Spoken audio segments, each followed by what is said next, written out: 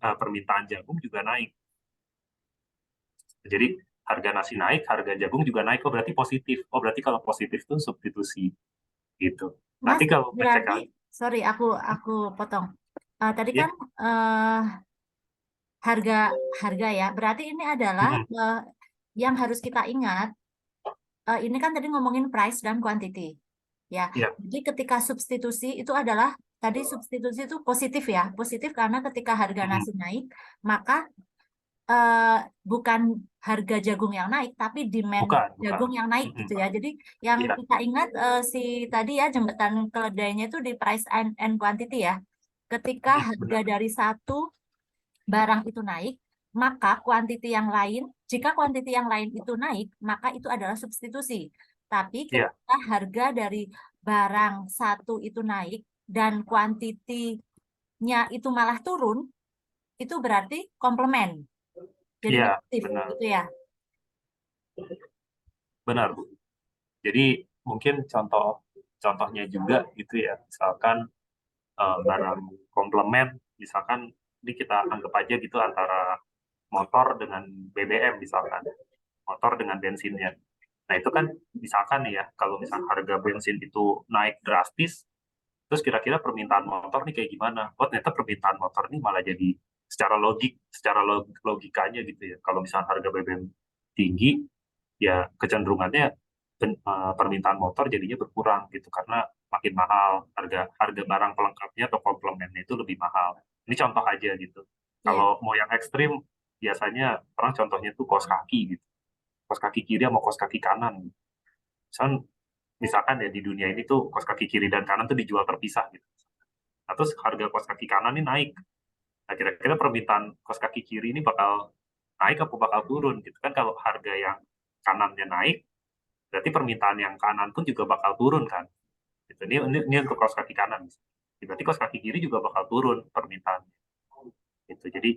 Jadi sebenarnya kuncinya ini Bu Erlina untuk terkait dengan substitution, komplement, kemudian ada income effect nanti itu yang mau kita lihat tuh perubahan dari quantity demand-nya.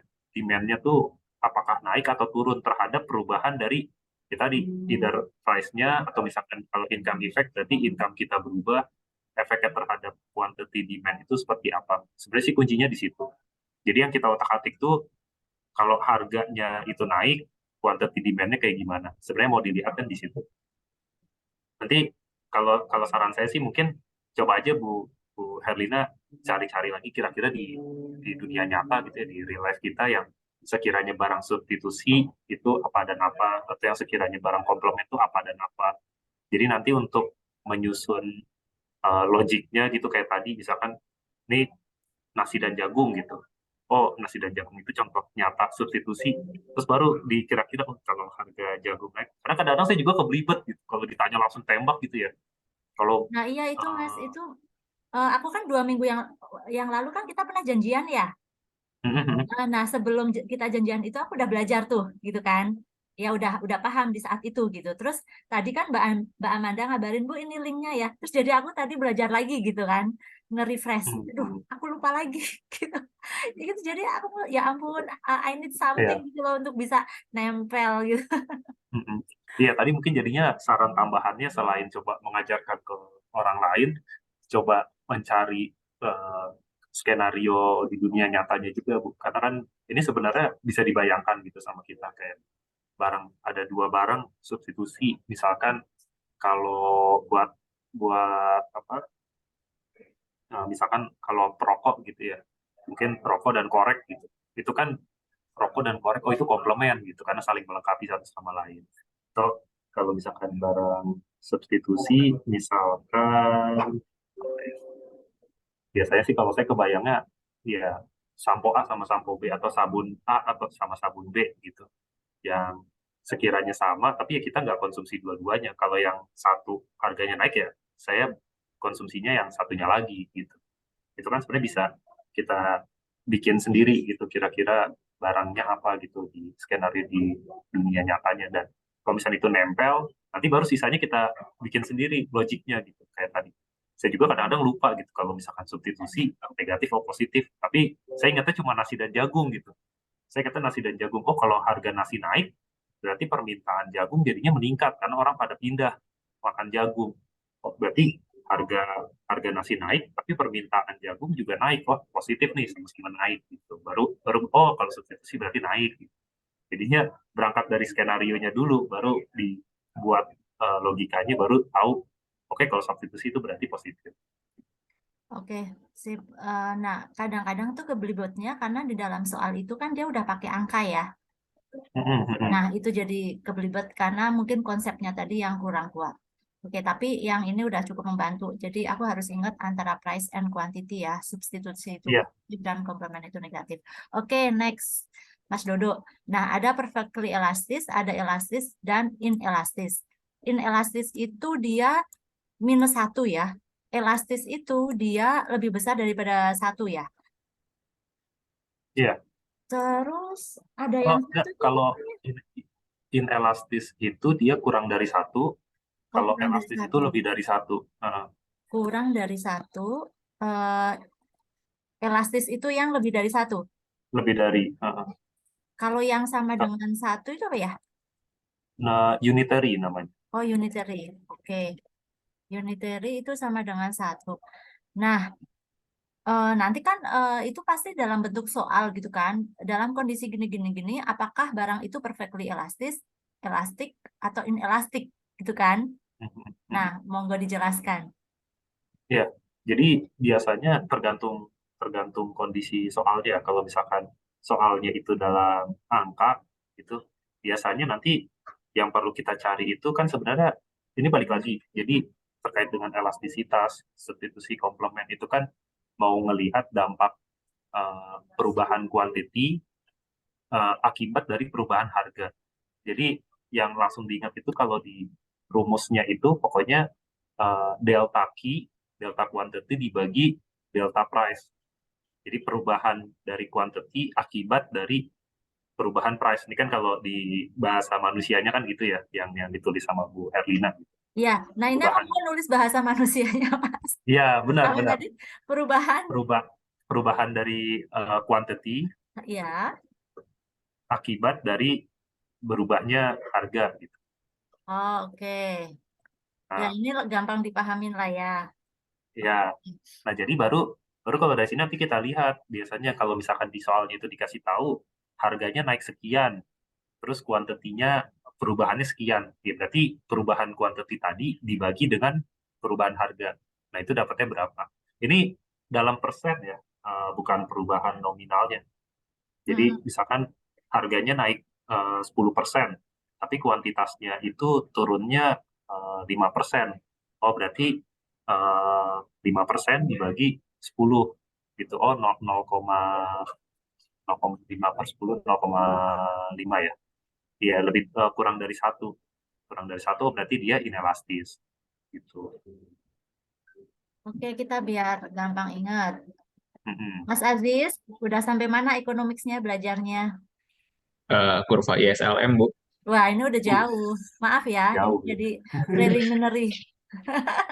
Apa-apa, Bu, sambil nge-refresh lagi juga. Tadi juga masih ingat-ingat tuh yang disampaikan Mas Dodo yang 1, -1, yang unitary-nya ya. Ya, Yang lebih dari 1, kurang dari 1. Gitu. oke. Eh, Tadi contohnya misalnya harga komoditas aja. Harga Mm-mm. komoditas turun, misalnya sekarang ya, harga komoditas coal. Coal turun 10%. Ya, Terhadap apa? Permintaan coal. iya, misalkan Oh ya, permintaan kok kan kalau harganya turun, berarti permintaannya naik kan harusnya. permintaan ini berarti -10 yang di sini ya. Ya, Permintaan coal naik 15% misalnya ya. misalkan ya terserah. Nah, jadi nanti Nah, -10% ya kan dibagi, kalau di rumusnya itu kan perubahan quantity dibagi perubahan harga. Jadi yang di atasnya itu perubahan quantity dulu. oh sini quantity ya. Oh berarti gini aja. Hmm, Iya, Dibagi dengan perubahan harga ya. Misalnya iya. tadinya harganya $400 nih. Ini biar gampang ingat ya. Sekarang Hmm, jadi 200 hmm. dolar. Kalau 10% kan berarti Sorry, ya 360. 460 ya. Oke. Nah, ini misalnya tadinya bisa ngejual 1 juta ton gitu ya. Itu menjadi Ya, 1,5 juta gitu ya. 15% berarti Berapa? 115. satu koma, ya, Oke. nah ya. Nah, di sininya jadi Jadi kan langsung aja berarti kan persentase perubahan kuantitinya yang tadi, nggak oh kan di itu perubahan atasnya tuh Q harganya ya. yang Di 10. atasnya Iya, gimana biar di aku atasnya ingat tuh key. yang di atas tuh Q, yang di bawah itu P. Iya, iya. Yang di atas Q. Jadi kan Berarti perubahan. tadi yang Mm-mm. 15% ya. Ya, benar. Ini. Mm-mm. Jadi ketemu Ya, minus berapa? 1,5. 1,5. Ya, Berarti dia masuk inelastis. enggak. Kan kalau di atas satu elastis. Nilai absolutnya Bu yang dilihat. Iya, nilai absolutnya. Maksudnya gimana? Kan 15%. Jadi tidak melihat dia, ya enggak, tapi dia maksudnya tidak melihat itu negatif atau positif. Jadi yang dilihat itu eh, karena dia hubungannya, kecenderungannya pasti ada minusnya kan Bu, antara harga sama kuantitasnya gitu. Jadi yang dilihat itu nilai absolutnya. Kalau dia -1,5, -1,5, yang dilihat cuma 1,5-nya aja. Minusnya nggak usah dilihat. Oke. Kayak gini kan. Berarti artinya dia Iya, elastis. betul. Iya, betul. Karena lebih dari satu. Nah, Sebenarnya mungkin eh, kalau, ya, nah nanti gimana pas kejadian dia bisa minus gimana? Kan ini kita lihat nilai absolutnya. enggak, jadi nggak ada kondisi. Sebenarnya nanti nilai absolutnya itu antara 0 sampai tak terhingga. Jadi dia nggak, karena tadi kan Mas Ajis juga bilang, karena ini kan eh, demand itu kan antara harga dan kuantitas itu berbanding terbalik. Jadi ketika harganya naik, kuantitasnya pasti turun. Nah, karena terbalik itu pasti dia minus. Jadi hitung-hitungan elastisitas ini pasti selalu minus. Nah, cuma yang jadi perbedaan adalah dia minusnya eh, secara absolut ya. Kalau tadi secara absolut itu maksudnya udah nggak usah dianggap minusnya, nggak usah dilihat. Nah, itu apakah dia lebih besar dari satu atau kurang dari satu? Kurang dari satu itu bisa 0, jadi antara 0 sampai 1, atau antara 1 sampai tak terhingga 1 sampai 10 juta dan sebagainya.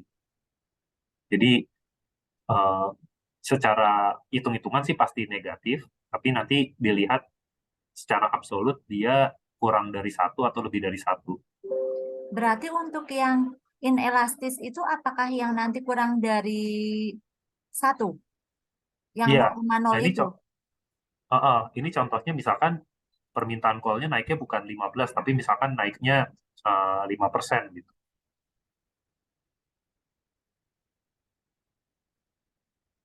Kalau ya, misalkan naiknya 5% nih permintaan call-nya. Jadi harganya turunnya 10%, tapi permintaannya naiknya 5%.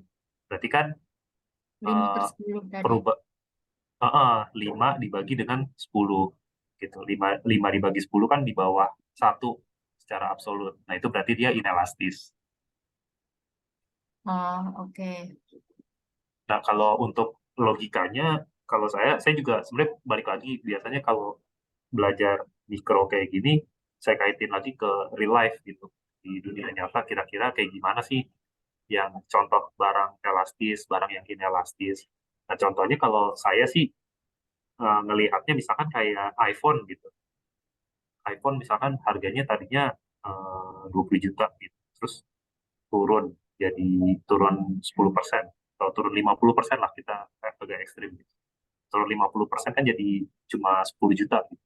Dari 20 juta diskon jadi 10 juta. Oh, itu langsung kebayang kan berapa banyak orang yang pengen gitu kan, langsung berebutan beli segala macam. Oh, berarti ini barangnya elastis gitu. Jadi harganya turun dikit tapi demand-nya naiknya banyak gitu aja. Jadi bisa macam-macam sih. Belum tentu beneran kayak gitu kejadiannya, tapi biar lebih mudah dipahami aja. Jadi yang ketika barangnya itu elastis, karena elastis ya kan dia melar gitulah, bisa dibilang. Jadi harganya turunnya dikit nih, tapi demand-nya naiknya banyak. Atau sebaliknya, harganya naiknya cuma dikit, tapi permintaannya langsung drop drastis gitu. Itu kan berarti dia elastis banget gitu permintaannya. Cuma harganya berubah dikit aja dia permintaannya berubahnya banyak. Jadi dia elastis. Nah, kalau yang inelastis kebalikannya, berarti bayangin aja contoh di dunia nyata misalkan yang harganya nih turunnya tuh sampai 50%, tapi permintaannya tuh naiknya dikit banget gitu. Atau misalkan dia harganya naiknya sampai tinggi banget gitu, naiknya 50%, tapi permintaannya tuh berkurangnya juga dikit gitu. Jadi orang tetap mau beli itu. Itu berarti dia inelastis, dia mau harganya naik turun liar banget, permintaannya tuh relatif perubahannya kecil. Oh, itu berarti inelastis. Itu nanti contoh barangnya apa sih bisa mungkin Bu Lina bisa asosiasiin sendiri gitu, cari sendiri kira-kira oh barangnya ini biar lebih nempel gitu. Kalau udah dapet contohnya di kira-kira oh iya kalau misalkan kayak beras gitu kan, kalau apalagi kalau ibu-ibu ya, beras yang satu 10.000 terus ada satu lagi yang 9.000 tapi secara kualitas beda tipis, orang pasti belinya yang 9.000 gitu karena eh, langsung permintaannya langsung banyak gitu di beras yang 9.000 tadi. Oh berarti beras itu kecenderungannya eh, harganya kecenderungannya dia sifatnya elastis.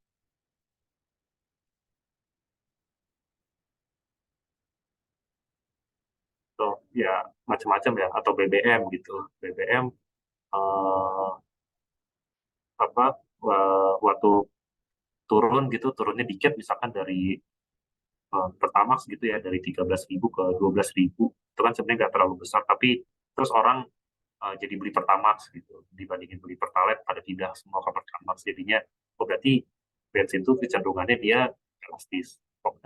Dikira-kira aja itu intinya sih elastis atau enggak sih bayanginnya ya harganya permintaannya tuh melar lah gitu, dia harganya berubah dikit permintaannya berubahnya banyak. Macam-macam sih Bu, contohnya nggak belum belum tentu juga sebenarnya, contohnya kayak beras Pertalite tadi belum tentu di real life kayak gitu, tapi dengan kita ngebayangin kondisi seolah-olah gitu ya, ya itu jadi lebih gampang aja. Kalau saya sih at least buat saya jadi lebih gampang juga kalau sambil ngebayangin skenario di dunia nyatanya kayak gitu.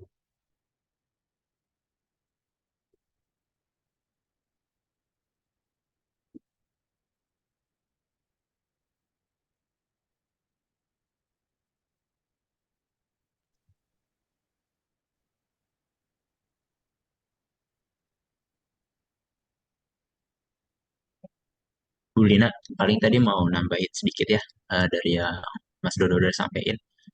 Kan kita lagi bahasnya elastisitas barang A terhadap sesuatu. Nah, terhadap sesuatu itu kan bisa macam-macam.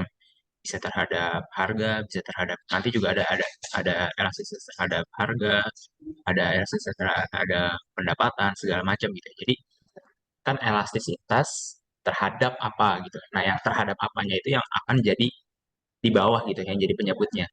Nah, sehingga elastisitasnya itu sendiri adalah kuantitas terhadap apanya itu yang tadi ada jadi penyebut gitu. Kalau dalam dalam rumus itu jadi penyebut gitu.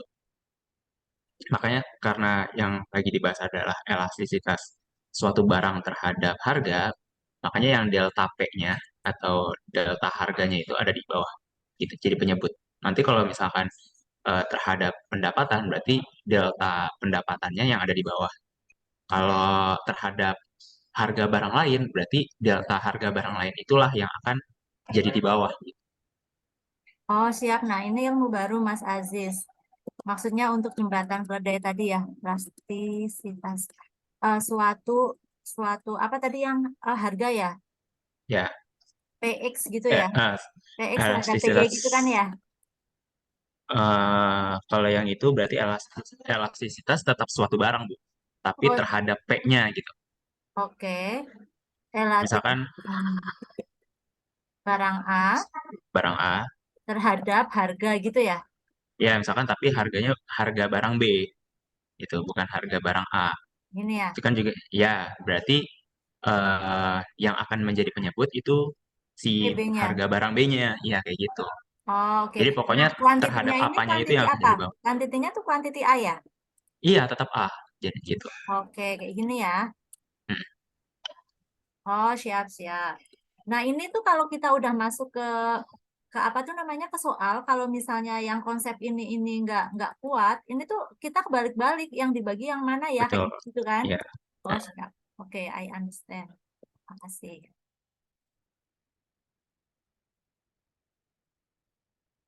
Lanjut poin 3 ya. Contoh price elasticity of demand ini, contohnya adalah consumer consider the good as discretionary. Nah, karena kenapa discretionary ini kan berarti barang tersier lah ya. Maka ketika barangnya turun, kayak misalnya tadi itu iPhone, ketika barangnya turun jadi 10 juta, maka sangat elastis, orang-orang pada beli. Begitu Mas Dodo? Kira-kira mahaminnya? Eh, kalau saya sih discretionary ini lebih ke barang yang kita tuh apa ya, gimana ya bahasa Bahan kecenderungannya primer. tuh bahan primer sih, iya, justru justru yang emang kita perlu gitu. Oh, Eh, discretionary di sini itu yang penting buat kita ya. nggak juga sih, apa ya contohnya gimana ya, Jis? Bahasa enaknya ya. Yang kita tuh bebas milih mau beli atau enggak gitu ya. Nah, ini kan dia optional, as optional or discretionary. Jadinya makanya yang tadi aku bayangin tuh kayak Iya, barang iya, tersier benar-benar. gitu ya, atau Iya, sekunder iya, lah. iya. Kan istilahnya kita Iya, beli benar. iPhone itu kan ada pilihan Android atau iPhone. Eh, Misalnya harga apa, harga 5 juta atau harga puluhan juta gitu kan. Kalau kita beli yang 5 juta kan karena itu kebutuhan primer kan, kita harus punya gitu. Tapi kalau misalnya kita mungkin punya uang lebih, kita jadi beli yang puluhan. Seperti itu enggak? Iya, benar, benar, Bu. Jadi mungkin lebih supaya lebih paham juga gitu ya. Kita bahas dari poin A, B, C-nya gitu. Kenapa yang B yang tepat? Mm-mm. Kan kalau di sini kan pertanyaannya price elasticity of demand atau yang elastisitas demand atas barang, suatu barang ini yang kemungkinannya paling besar gitu ya. Jadi yang paling elastis lah itu bisa dibayangkan. Nah, kalau yang A itu kan dia nggak ada substitusinya. Nah, sekarang bayangin suatu barang yang nggak ada substitusinya gitu. Misalkan listrik lah, gampangnya gitu ya. Kita kan nggak bisa. Misalnya tiba-tiba PLN mutusin listrik rumah kita, terus nggak yang langsung besok kita pasang panel surya kan. Kan nggak segampang itu gitu. Jadi, eh, atau misalkan PLN naikin harga listrik gitu. Ya kan nggak, terus kita, oh nggak mau lagi pakai listrik PLN, saya mau bikin sendiri pakai air kali di belakang rumah, kan nggak kayak gitu. Jadi pasti kita terima-terima aja gitu. Permintaan dari orang-orang tuh nggak akan berubah gitu. Nah, yang kondisi kayak gitu berarti kan harganya naik tapi permintaannya nggak berubah. Oh, berarti dia sama sekali nggak elastis gitu. Berarti yang A ini udah pasti salah gitu. Udah. uh, nah, terus kemudian yang C, consumer spend a small portion of their budget on the good. Jadi uh, apa, barang tersebut konsumen itu cuma cuma mengeluarkan porsi kecil gitu dari anggarannya untuk barang tersebut. Nah, kalau kayak gini nih kecenderungannya ini sebenarnya agak-agak tricky juga ya. Ini mungkin kita bisa bayangin di diri kita sendiri gitu. Misalkan saya mau beli barang nih yang harganya misalkan 5.000 gitu. 5.000 kan relatif kecil ya dari total kekayaan kita gitu atau dari budget kita. 5.000, terus ada barang lain yang atau misalkan dia 5.000 terus harganya turun nih jadi 4.900. Terus apakah kita mendadak beli lebih banyak gitu kan? Nggak juga gitu. Toh juga ini eh, cuma small portion doang dari budget kita. Jadi kita nggak terlalu peduli lah gitu dengan perubahan harganya. Gitu. Atau contohnya misalkan kayak kita eh, apa ya kayak tadi sih, barang-barang yang jumlahnya tuh kecil, bukan jumlah ya, maksudnya porsinya terhadap budget kita tuh kecil ya, kita cenderung nggak terlalu peduli gitu. Harganya naik dikit, harganya naik 10%, 50%, ya mungkin kita akan tetap beli juga gitu, nggak peduli banget. Tapi beda cerita kalau misalkan saya cuma punya duit 20 juta, saya pengen beli motor gitu misalkan. Ya tentu motor antara 17 juta sama 18 juta tuh jadi matters banget gitu karena kan porsinya gede. Jadi kalau harganya itu naik dikit aja ya saya udah nggak bakal beli gitu. Tapi kalau harganya turun, wah ini time to buy banget gitu buat saya. Jadi eh, yang C itu kondisinya ya tadi baik lagi karena porsinya itu cuma kecil doang di budget kita ya mau harganya berubah banyak pun mungkin kita permintaannya nggak berubah banyak. Nah, kalau yang B itu karena dia discretionary ya tadi Bu Dina juga udah sempat singgung gitu iPhone kan kalau misalkan kita bebas nih mau beli atau enggak gitu kita punya budgetnya tapi terus kemudian harganya turun wah boleh nih beli gitu.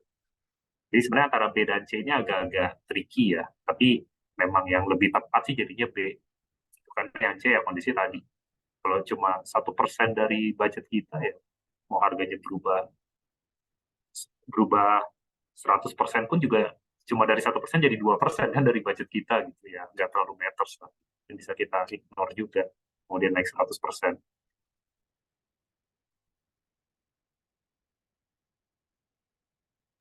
Oke, makasih. Mas Aziz, ada any view Mas Aziz? Eh, Mungkin sebenarnya sih mungkin bukan berkaitan dengan soal ini persis ya, Bu Lina, tapi dari overall soal itu biasanya eh, kalau lagi ngerjain soal CFA itu lebih ke jangan terlalu kita kalau bisa fokus ke pilihan itu aja. Jadi asumsi lainnya ceteris paribus gitu. Tadi benar kata Mas Dodol bahwa pilihan B sama C itu tricky. Cuma tricky itu kan bisa terjadi ketika kita berandai-andai gitu. Karena ada berbagai macam asumsi.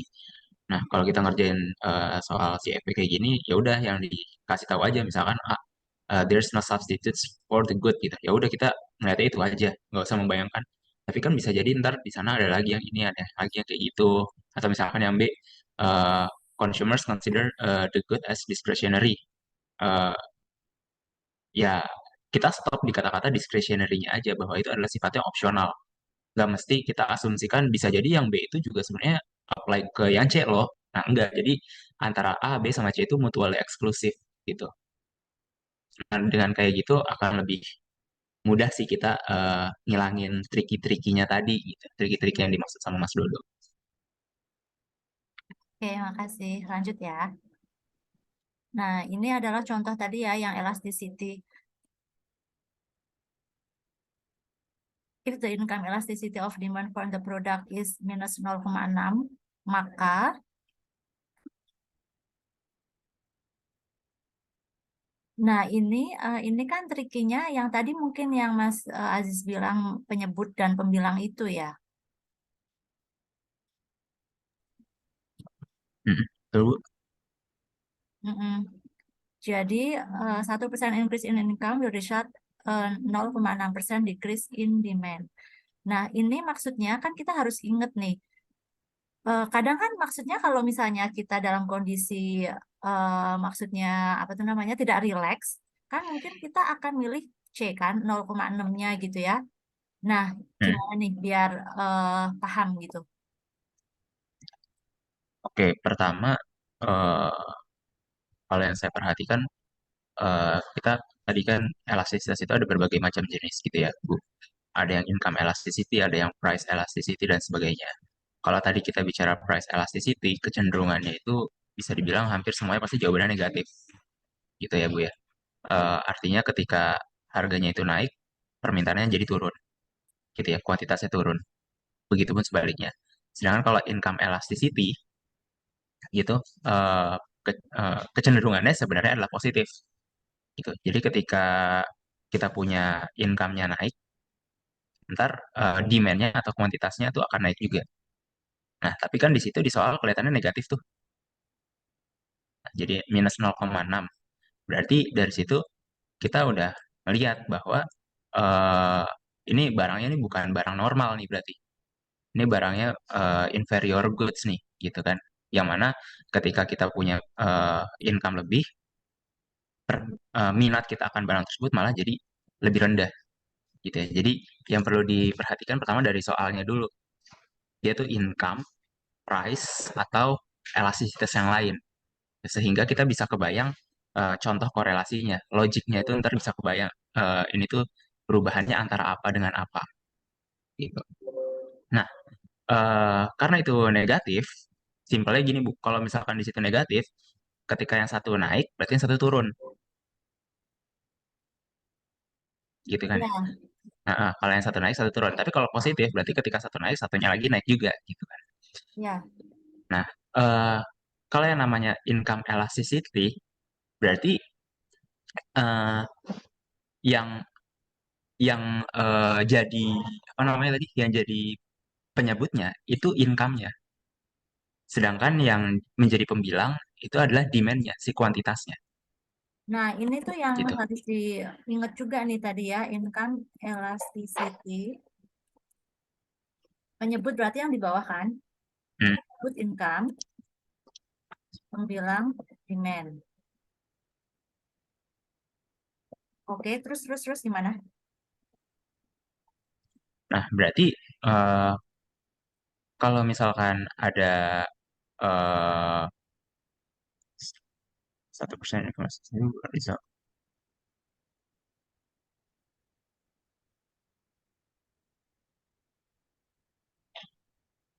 Oke, nah berarti pilihannya ntar akan kelihatan antara B atau C gitu kan ya Bu ya? Karena kalau yang A Hmm. udah pasti salah, karena yang A itu kan satu naik juga gitu. Kalau berarti kan harusnya positif, tapi kan kalau di soal negatif tuh. Berarti kan kalau nggak B, yang C, karena sama-sama increase terus yang keduanya negatif, gitu ya Bu? Ya. Gitu kan? Nah, Hmm. cuma ntar kita lihat, itu kan 0,6 ya Bu ya? Minus sih, tapi ini 0,6. 0,6 itu kan di bawah satu ya Bu? Ya. Berarti kan dia inelastis kan? Hmm. Nah, dia inelastis. Artinya, ketika ada suatu perusahaan, ada satu perubahan income, impact-nya itu tidak akan sebesar perubahan income-nya, gitu. Oke. Jadi demand-nya Nah, itu turun lebih kecil daripada kenaikan betul, income. betul. Sehingga jawabannya itu B, bukan yang C. Kalau yang C kan eh, malah jadi elastis gitu. Yang C itu malah jadi elastis. Ini ya, Betul. penurunan demand lebih kecil dari kenaikan income. Hmm. Oke. Ya, ini tuh kalau kondisinya udah stres kayak gini tuh bisa kebolak-balik gitu. Ya, Ya sepakat nggak sih sih? Bu. Heeh. Harus emang emang salah satunya juga Bu kalau misalkan ngerjain soalnya si FE tuh jangan buru-buru juga sih, itu jadi kunci juga sih gitu. Terutama terutama kalau misalkan ada soal yang, dan kalau bisa cari yang paling emang kita udah paling bisa dulu, ntar yang nggak bisa belakangan aja. Toh kalau misalkan bener-bener udah mentok, ntar kita bisa ngasal kan gitu ibaratnya Bu ya. Soalnya kalau si FE kan nggak ada minus satu gitu Bu, jadi Tuh. dinilai nol aja kalau salah gitu. Tapi yang pasti kita eh, kerjain yang paling kita bisa dulu. Mm-mm. Oke, lanjut ya. Monggo. Sama ini Bu Lina mungkin Oh iya, saya mau monggo. tambahin sedikit aja. Ya, jadi ketika kita ngomongin elastisitas ya, mau itu elastisitas harga atau elastisitas income, pokoknya yang perlu yang langsung diingat itu adalah pembilangnya itu selalu si demand-nya. Nanti penyebutnya itu tergantung dia, kalau elastisitas harga, berarti dia penyebutnya itu harga. Kalau elastisitas income, berarti penyebutnya itu income. Kayak gitu aja sih sebenarnya. Dan kalau Sebentar, Mas. saya, Boleh diulang tadi? Kalau kita ngomongin ya, elastisitas, itu pokoknya pembilangnya itu selalu demand, selalu quantity-nya gitu. oke. Oh, ini kayak Nah, tadi kan, kita kan ngomongin price mm-mm, ini ya, yang aku tulis di atas. Yang ini ya, iya, ini kan yang di atas juga quantity ya, yang di bawahnya mm-mm, price benar. ya. Oke, Pokoknya jadi selalu ketika, yang di nah, atas itu terus, selalu dalam bentuk jumlah ya, yang di bawah mm-mm, itu entah itu price rupiah ataupun income secara rupiah gitu ya. iya, Ingatnya ya. iya, benar, Oh, oke, benar. oke. Dan bisa juga nanti caranya, ya kita hitung aja kan, ABC itu kan tadi opsinya cuma tiga, terus dan sekiranya tuh kayaknya gampang juga gitu dihitung. Mm-mm. Ya dihitung aja kira-kira yang hasilnya minus 0,6 tuh yang mana gitu. Kalau A gitu kan perubahan demand-nya 0,6. perubahan income-nya 1, berarti 0,6 dibagi 1. Oh iya benar 0,6, tapi nggak negatif karena dia increase dan increase. Terus yang B, oh yang B itu 0,6 decrease, berarti minus 0,6 dibagi perubahan income-nya 1. Oh berarti minus 0,6, ini benar nih yang B. Kalau yang C, atasnya kan 1% tuh berarti. Minus ya, minus 1% dibagi dengan plus 0,6. Oh dia udah pasti lebih dari 1, gitu, udah pasti salah. Gitu. Jadi bisa juga caranya ya kita hitung aja gitu. Kalau udah ingat rumusnya, uh, itu bisa jadi alternatif juga kalau misalkan kita lupa gitu ya dengan logiknya, yang tadi mungkin inferior goods segala macam, ya hitung aja gitu. Kira-kira mana yang hasilnya minus 0,6. Itu bisa juga.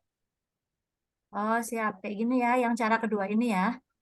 Ya, Oh, dihitung siap. aja lah pokoknya. Ya. Ini aku jadi inget kayak dulu zaman mau MPTN. Namanya apa? Smart apa itu? Zaman kuliah. Ya, zaman SMA. Oh, Rumus smart. the king Bu kalau GO. Aku primagama. Apa namanya smart apa ya? Kalau Oke. GO the king Bu, saya enak. Saya Teman-teman yang nggak lain kenal. kalau mau ikut nanya, monggo nggak apa-apa ya. Bebas aja, kita santai. Ini ngobrol santai. Nah, ini Mas lanjut. Ini masalah kurva. Nah, masalah kurva ini, kelemahanku itu aku pasti selalu membayangkan. Pasti dia downward, terus positif sloping, bla bla bla gitu kan. Sambil membayangkan. Nah, tapi kadang-kadang itu membayangkannya jadi kebolak-balik gitu. Ini kalau untuk yang kurva ya, itu sebenarnya ada 2 kejadian gitu yang biasanya ditanyakan. Pertama itu movement along the curve, jadi perubahan di kurvanya itu sendiri, atau dia itu bentuknya pergeseran, shifting gitu, demand curve-nya shifting. Jadi dari 2 kondisi tadi, yang pertama itu kan perubahan di along the curve, benar. Perubahan along the curve sama shifting. Nah, perubahan along the curve itu cuma terjadi akibat dari either perubahan harga atau perubahan kuantitas aja gitu. Karena kan di kurva kurva demand itu yang downward sloping itu kan cuma ada 2 sumbu doang, cuma ada price sama quantity. Jadi yang bikin dia bergerak di sepanjang garisnya itu ya either harganya berubah atau kuantitinya berubah gitu. Nah, di luar dari itu akan menyebabkan shifting gitu. Jadi nanti perubahan income, perubahan selera, perubahan kebijakan dan sebagainya itu bentuknya shifting. Udah bukan perubahan di sepanjang titiknya lagi gitu karena ada faktor eksternal. Jadi karena kita cuma ada X sama Y, cuma ada price dan quantity yang di downward sloping tadi, itu ya yang bikin dia bergerak di situ-situ aja ya either harganya berubah atau kuantitasnya berubah gitu. Jadi terkait dengan ini langsung untuk yang ke soal yang atas ini, berarti perubahan di movement along the demand curve untuk barang X terjadi akibat perubahan ya tadi price of goods. Jadi dia cuma dipengaruhi oleh harganya aja. Itu yang bikin dia bergerak di kurvanya itu aja gitu. Dia kurvanya nggak geser, nggak shifting, nggak rotate, nggak berubah gitu. Kalau yang Kurvanya shifting tetap tadi di situ. dipengaruhi apa, Mas? Pokoknya di luar price dan quantity aja bisa Oke. bisa karena income-nya naik. Misalkan demand curve terhadap iPhone gitu misalkan. Ya dia tetap akan downward sloping. Tapi misalkan income kita naik gitu. Yang tadinya mungkin kita bisanya cuma jangan iPhone kali ya, mungkin sepatu gitu, sepatu. Nah kalau misalkan dulu income kita dengan income kita yang lama gitu cuma bisa beli sepatu 1 pasang gitu, income kita naik, kita yang tadinya harganya nggak berubah kan, harga sepatu mungkin stay gitu, misalkan asumsikan 500.000, tapi income kita naik, yang tadi kita cuma bisa beli 1, kita bisa beli 2 gitu, padahal harganya nggak berubah gitu, jadi kurva demand-nya geser kayak gitu, itu contohnya juga. Atau misalkan karena selera gitu, kita misalkan eh, tadinya ya macam-macam lah, pokoknya intinya di luar price dan quantity lah, itu bisa bisa macam-macam sih faktornya. Atau bisa karena regulasi juga, misalkan nggak boleh beli lebih dari sekian gitu. Jadi mau harganya itu tetap Tapi karena regulasi kita nggak bisa beli banyak-banyak, itu juga bisa juga kayak gitu. Oke, siap.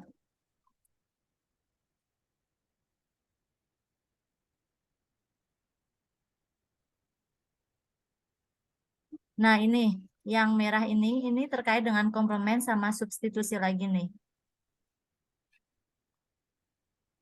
Demand dari peers turun 4%. Ketika harga dari Apple turun 3%. Oke, berarti ini substitusi ya. Oke, ya. Iya, benar. Biasanya ya kalau kalau permintaan dia turun karena barang yang lain harganya turun, ya most likely emang substitute sih. Berarti eh, ya yang tadi aja sih logiknya ya. Kalau satu naik, permintaannya naik gara-gara harga barang yang lainnya naik, berarti dia substitute. Kalau sama-sama turun juga berlaku juga substitute.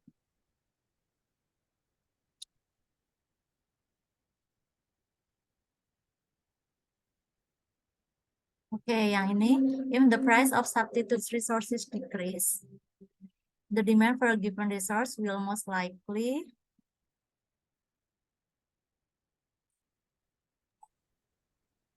Nah, ini balik lagi, ini sebenarnya mirip dengan yang atasnya gitu. Kalau kita udah paham yang soal atasnya sih, harusnya yang bawah ini juga bisa kita kerjain gitu. Karena kan harga dari barang substitutnya gitu ya, substitutnya itu decrease, permintaan dari barang yang ini, barang yang apa yang tadi yang dimaksud itu kan kayak gimana kan, kalau misalkan barang substitusi gitu ya, Mas, harganya turun mungkin ya.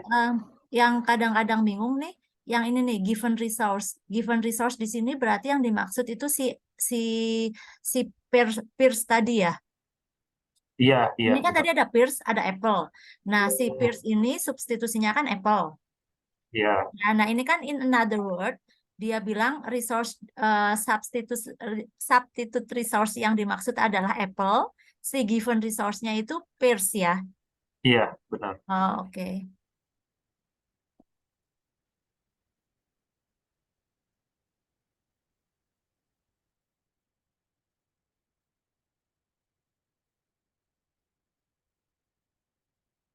Oke, siap. Nah, ini karena pakai bahasa Inggris kadang-kadang juga kecele juga ini.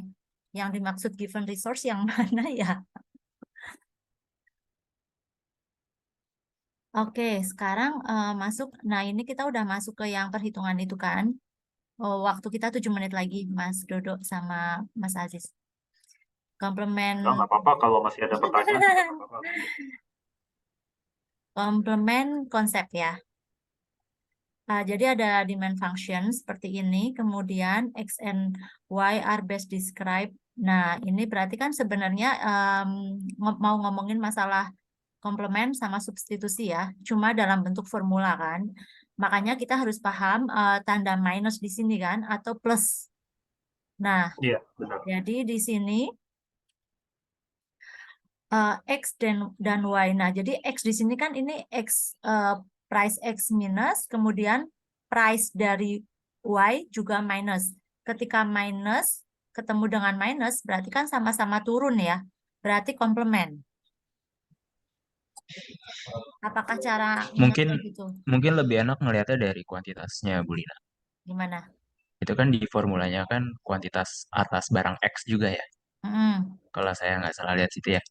betul. Itu kan kuantitas X. Berarti ngelihatnya kalau kuantitas kuantitas X itu naik atau turun eh, terhadap harga barang itu sendiri sama terhadap harganya si Y gitu. Nah, cuman Mm, kalau di sini kan kita akan melihatnya X sama Y-nya ya. Jadi langsung aja kuantitasnya itu kalau terhadap barang Y berarti akan lebih rendah gitu. Jadi demand demand X akan lebih rendah eh, terhadap ketika ketika adanya barang Y, ketika terjadi peningkatan barang Y gitu.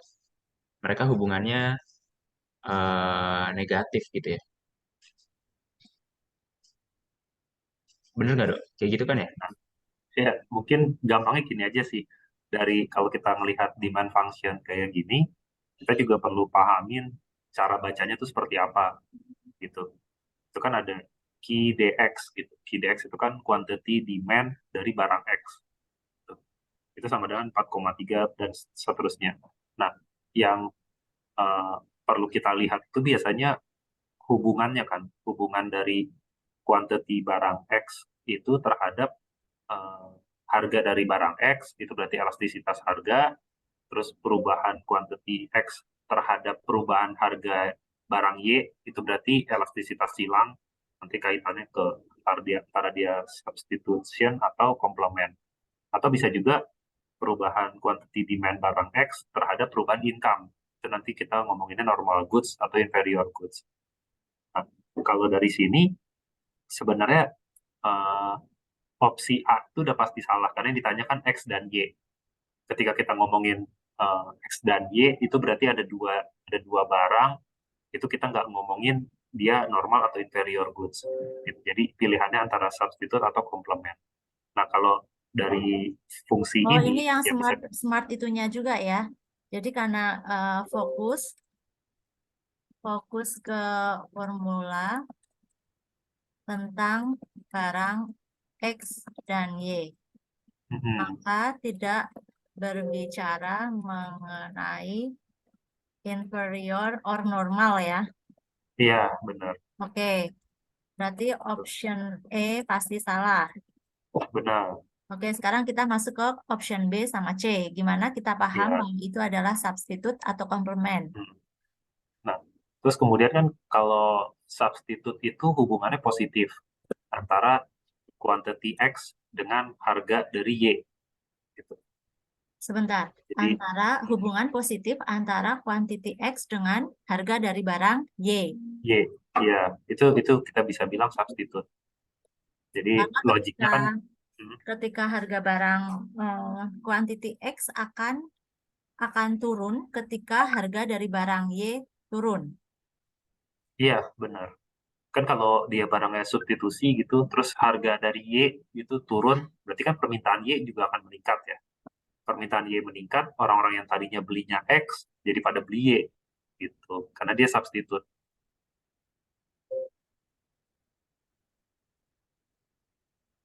Oke. Nah, kalau komplement kan berarti kebalikannya. Quantity X turun ketika harga Y-nya naik. Pokoknya dia hubungannya negatif. Nah, kalau melihat di sini, di balik lagi ke formulanya, itu kan kelihatan quantity D, quantity X dengan yang Y gitu. Jadi tadi Mas Ajis juga sempat singgung ya yang konsep ceteris paribus. Jadi anggap aja semua itu nggak ada perubahan kecuali harga dari Y gitu. Jadi 4,3-nya abaikan, minus 0,7 PX itu abaikan, plus 0,03 itu abaikan. Jadi ceteris paribus aja. Jadi cuma ada QDX sama minus 0,05 PY gitu. Nah, sebenarnya kalau dari situ bisa langsung kita lihat, oh ini hubungannya negatif.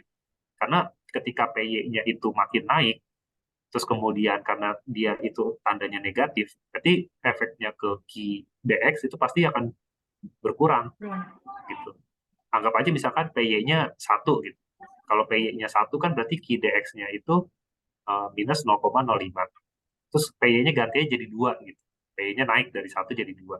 Kalau 2 berarti jadinya minus 0,1. Oh, minusnya makin lebar nih. Tadinya minusnya cuma 0,05, minusnya jadi 0,1. Berarti harga dari Y-nya naik, tapi quantity X-nya itu malah turun. Gitu. Berarti dia eh, barangnya itu komplement.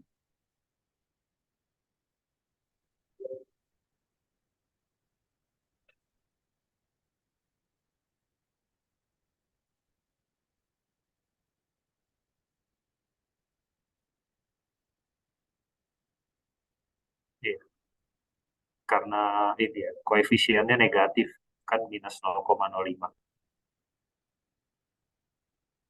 Oke, siap.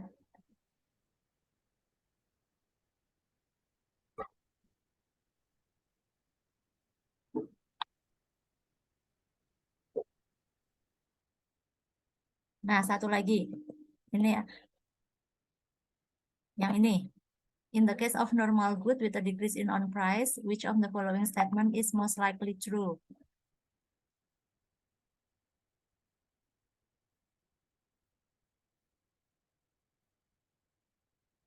Oh, ini kita udah ngomongin itu ya, jenis-jenis barangnya ya, ada normal, ada inferior, ada given. Nah, mungkin ke jenis-jenis barangnya dulu ya, pemahaman konsepnya.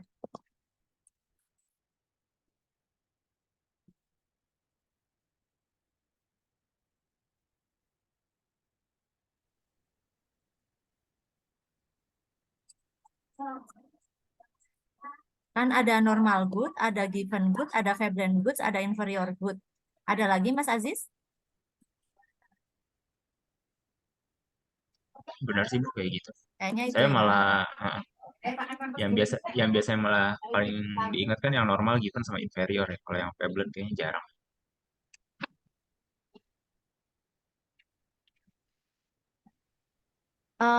Given sama inferior itu hampir sama nggak sih?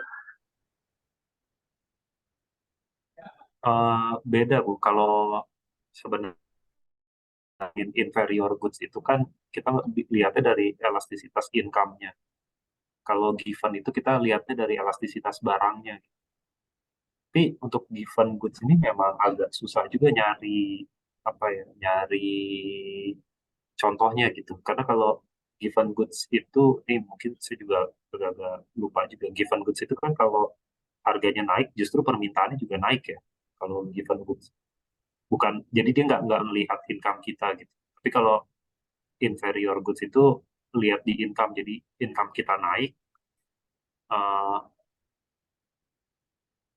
ya, jadi kalau kalau inferior itu kan ketika income kita naik, justru permintaan kita terhadap barang itu jadi turun.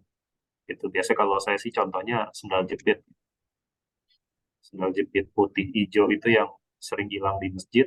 Nah itu kalau misalnya income kita naik, ya mungkin kita udah nggak beli lagi gitu. Mungkin kita belinya sendalnya yang lebih bagus gitu. Harusnya kalau barang normal itu kan ketika income kita naik ya permintaannya juga naik gitu ada barang tersebut. Nah kalau Veblen Goods itu kalau nggak salah itu barang-barang ini ya yang kayak high status gitu. Iya, Jadi harganya Hermes. mahal nih, bener ya? Iya. Jadi Iya. orang-orang beli itu walaupun harganya makin mahal, orang tetap mau beli gitu karena itu untuk meningkatkan status mereka gitu. Sebenarnya Ya, Mas, mirip aku yang mirip ini sama given good sama inferior good itu kalau udah mau masuk ke soal kadang-kadang suka kecele gitu. Mungkin berarti eh, ya dari sudut pandang ya yang harus diperhatiin ya. Iya, iya. Kalau given goods itu pokoknya ngomongin harga dan kuantitinya. Tapi kalau inferior goods itu melihat dari income kita dan kuantiti barang tersebut.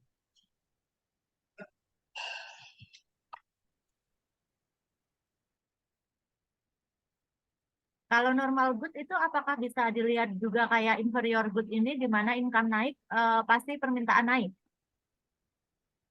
Iya, benar, benar. Nentuin normal goods juga memang karena itu sih, Bu.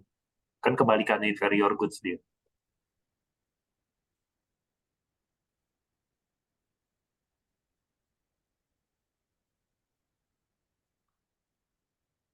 Jadi apakah di jenis barang ini klasifikasinya ada dua ya? Kalau normal selalu dibandingkan dengan inferior, kalau given selalu dibandingkan dengan Veblen, atau Hmm, enggak? enggak juga sih, Bu. enggak juga sih Bu. Iya.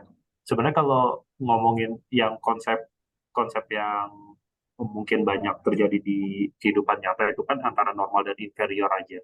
Given goods juga kan itu sebenarnya lebih ke konsep aja gitu. Itu kejadian nyatanya tuh sangat jarang gitu eh, yang seperti itu. Untuk Veblen goods kan juga mungkin untuk selected items saja gitu, nggak terlalu applicable juga sebenarnya.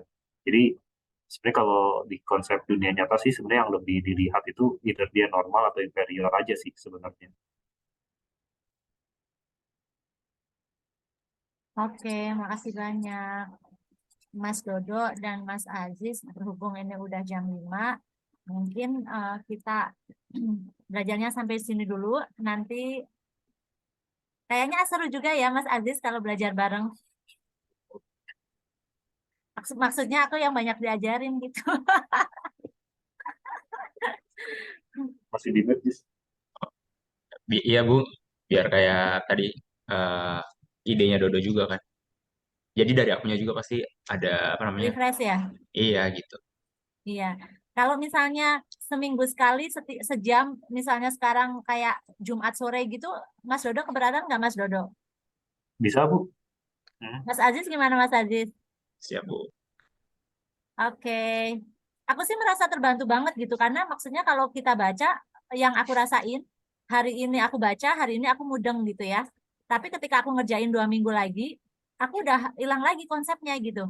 Apa ya yang kemarin itu gitu. Walaupun mungkin aku buka 1 menit, ingat lagi gitu kan. Oh iya ini yang ini gitu. Tapi memang ya tadi mungkin ya susah gitu, susah nempel kadang-kadang. Ya, Oke, ya makasih mungkin banyak Mas Dodo sama Mas Aziz. ya sama-sama Bu Lina. Ini Ya Bu mohon Nanti Lina. maaf minggu kalau depan misalkan lagi ya. ada kurang jelas atau gimana. Ya sama-sama belajar sih sebenarnya. Kita ini dulu aja ya, ditelusurin yang economics ini ya. Oke Bu. Boleh? Oke, nanti aku sambil baca-baca lagi. Nah, ntar mungkin konsepnya, ideku kayak gini sih. Mungkin apa yang aku nggak ngerti, aku capture-capture gitu sambil Iya, boleh Bu. mengahamin. Biar maksudnya nggak, kalau misalnya teori gitu-gitu kan mungkin terlalu lama ya. Jadi apa yang kita Benar. temuin untuk jadi bahan diskusi. Ya, boleh Bu. Atau mungkin bisa di H-1-nya gitu, atau mungkin Jumat paginya mungkin Bu Lina bisa kirim dulu, jadi saya sama Ajis atau mungkin nanti ada Mas Rendro juga mungkin bisa baca-baca